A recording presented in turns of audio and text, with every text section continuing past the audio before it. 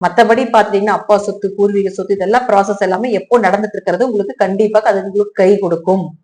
இந்த லக்கணத்துக்கு இந்த ராசிக்கு சுக்கிரன் கெட்டு போறதுதான் யோகம். வலுக்கிறது உச்சமாகறதுல யோகம் கிடையாது. கெட்டு போறது ரொம்ப யோகத்தை கொடுத்துரும். அப்ப சுக்கிரன் நீசம் ஆகுது அப்படின்னா அது உங்களுக்கு யோகத்தை கொடுக்கக்கூடிய ஒரு அமைப்பை தான் கொடுக்க போகுது. அடுத்து கும்பத்துக்கு 5 மற்றும் 8ஆம் அதிபதியான புதன் பகவான் 9ஆம் வீட்டுல நிக்கிறார். 5 9ல இருந்தா தெய்வத்தினுடைய துணை உண்டுன்னு அர்த்தம். முன்னோர்களுடைய ஆசிகள் கிடைக்க போகுது, கிடைக்கும் அப்படிங்கிற அமைப்பு உண்டு.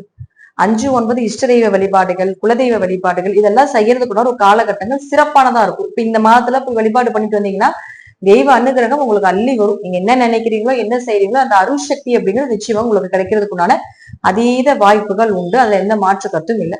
5 8ஆம் அதிபதி அப்ப 8 9க்கு வரும்பொழுது கண்டங்கள் விலக போகுது. அதே போல தந்தையினுடைய ஆரோக்கியம் நல்லா இருக்க போகுது. தேவையில்லாத பழிபாவங்கள் வராது. திடீர் வருமானத்தை ஏதோ ஒரு வழியில கொடுத்துரும். குழந்தைகளுடைய தேவைகள், குடும்ப தேவைகள் இதெல்லாம் பூர்த்தி பண்ண போறீங்க.